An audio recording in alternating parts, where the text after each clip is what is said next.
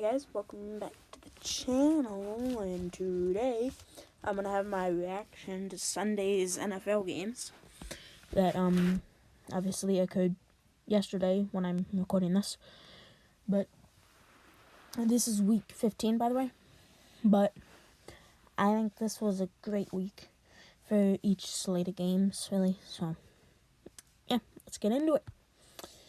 The Titans and Steelers. The Titans got 13, the Steelers got 19. The Steelers' defense held Tannehill to 153 yards and 1 pick. So the Steelers played extremely well. Same with the Titans' defense. The Titans' rush defense was insanely good. Also, it was just kind of a defensive game. And Chris Boswell for the Steelers kind of carried in the kicking department, so there was that. But Najee Harris got held to like 18 rushing yards, which is probably the lowest he's had all season. And TJ Watt had like 1.5 sacks, which is amazing for him. He's in that Defensive Player of the Year conversation, which that is an award he should have won last year. So, yeah, that's a recap of that game. But the Panthers and Bills, I predicted this to be a Bills big win, and it was. Panthers 14, Bills 31.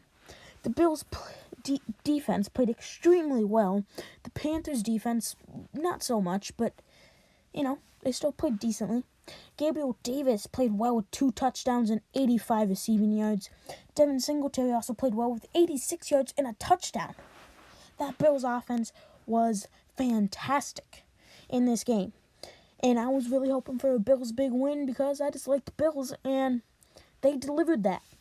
And I'm really happy for the Bills because I want them in those playoffs. They're a fun team to watch. They're energetic. They like to play rough. And that is what I like to see in playoff football. But the Panthers, they just didn't play well. They played terribly. I mean, Cam Newton had a good rushing game, and that was kind of it. But yeah, that's a recap of the Panthers-Bills. I mean, there's not too much to talk about in Panthers and Bills because it wasn't like it was a super interesting game because, well, it was a shootout, so I mean, yeah. But Texans-Jags, Texans 30, Jaguars 16. Both defenses did not play particularly well, but players that were good was Brandon Cooks with 102 yards and 2 touchdowns. Great fantasy performance in my playoffs, which is great for me because I really need points. And James Robinson had 75 yards and a touchdown. That was a great game for the Texans offense, honestly, just in general. But going back to James Robinson, he played well. I played him in the league and he got me like 16 points, which is amazing compared to his stats from the rest of the season. But the Texans offense, Davis Mills, all of the guys were just on point this game, and I was really excited to see them finally get their work done as a team. So, yeah, that's a recap of that game. That's an old kind of Brandon Cook picture when he was on the Saints, but he's had 1,000 yards in every single season he's played. Very roughly close to that. I think maybe one season he didn't have it, but he's been a great player.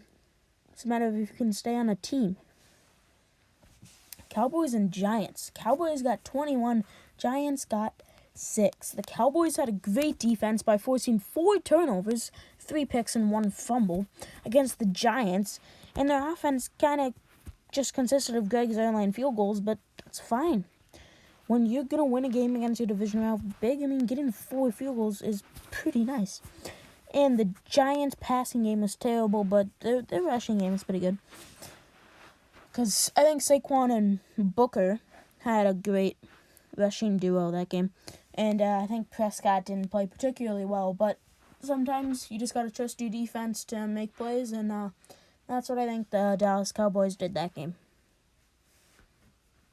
Cardinals-Lions. This was a blowout by Detroit, surprisingly enough. Cardinals 12. Lions 30. It's kind of official. The Detroit Lions own the Cardinals. They've beat the Cardinals 5 times in a row in a 6-year span. The Cardinals offense was abysmal, while the Lions just played amazing on all points in this game. Christian Kirk had an amazing game with 100 receiving yards and a touchdown. Amon St. Brown kind of had the same performance as Christian Kirk. But the guy we got to talk about, Jared Goff. He has been insane in the last few weeks. Jared Goff has been consistent here in these past few weeks, which is something we haven't seen in a long time. Jared Goff got 3 passing touchdowns. Kyler Murray sucked, by the way, but gotta give credit to that Detroit defense. They played amazing. Detroit is doing good, and they're ruining their draft position is the only problem. They're not going to keep that number 1 pick, which, I mean, I guess they might not want, because if they're at the number 2, they can probably trade that for more than the number 1. But I guess number 1, you can, whatever. It's complicated, but if you have the number 1 pick, you can trade it for a ton of draft capital. So I think they could do that, because they could trust their guys. But, yeah. Moving on. Jets, Dolphins. Jets 24, Dolphins 31. The Dolphins in general just kind of dominated on all fours, but both defenses was pretty good against the pass, but very bad against the run. The running backs were dominating this game. Some random guy on the Dolphins roster got 100 yards and 2 touchdowns. Great fantasy day. Tua had 2 touchdowns, 2 picks. He didn't have that accurate of a game, which he was having an accurate season. But Zach Wilson didn't throw a pick, which is really surprising because that's normally, well, the normal for him at this point. But, yeah, that was a fun game to watch, because it was back and forth the entire game. Bengals versus Broncos. Bengals 15, Broncos 10. This was a defensive game. There wasn't really a dominator in this game besides Tyler Boyd, which he had 100 yards and a touchdown. This game was a good sign for the Bengals pass rush, because Larry Ogunjobi, the man you see in that picture laying on top of some Bills quarterback, got 1.5 sacks. Great interior guy. He has just played amazing this season as a run stuffer and a pass rusher. He's been quite good. I think he has something like 6 sacks, which is amazing for a defensive tackle. Gotta give credit to that Bengals defensive line and defense in general for keeping up with that Broncos kind of horrific offense, but they did good. Falcons, Niners. Falcons 13, Niners 31. This was a good game for the 49ers fans because they blew out the Falcons, and they kind of needed that boost of morale. Russell Gage had a great game with 100 yards and a touchdown. Same with Jeff Wilson. He had a 100-yard game and a touchdown. He had a great game. And Russell Gage, you see in that picture right there, that is the man of the Cardinals offense recently, and I am loving it. I am truly loving that Cardinals offense right now. Not Cardinals. I meant to say Falcons. I just think giving the ball to your best player on the field is going to work. And the 49ers, you got to credit them. Jeff Wilson, they give him the ball 20 times. They're getting back into that run game with the actual running back, not Deebo Samuel. Packers, Ravens. Packers 31, Ravens 30. That was a great game to have watched.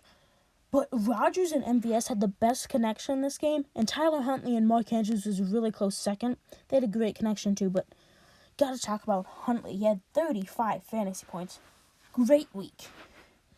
And honestly, at this point, Tyler Huntley is like Lamar Jackson. I mean, he's played amazing when he has started in terms of rushing. And that's kind of how Lamar Jackson does. But going back to Mark Andrews, I think it was 10 catches, 130 yards, and 2 touchdowns. That is an insane performance by Mark Andrews. Already 1,000 yards in the season. He has to be a first ballot Pro Bowler, I would presume. But he has been great. And the Ravens have been great for the past few weeks, but they've just been taking chances, which I like to win games. Saints, Bucks. This is the last game.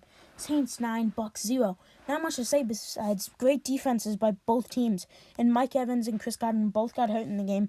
So that kind of made it easy for the Saints and Marshawn Lattimore. But this was the first game since 2006 Tom Brady has gotten shut out. So credit to that Saints defense. Saints own the Bucks in the regular season. Leonard Fournette got the ball a ton because of the receivers getting hurt. But they couldn't manage to win the game. And that's it for this entire video here. But I had a lot of fun recording this. And I hope to see you guys next time. And have a good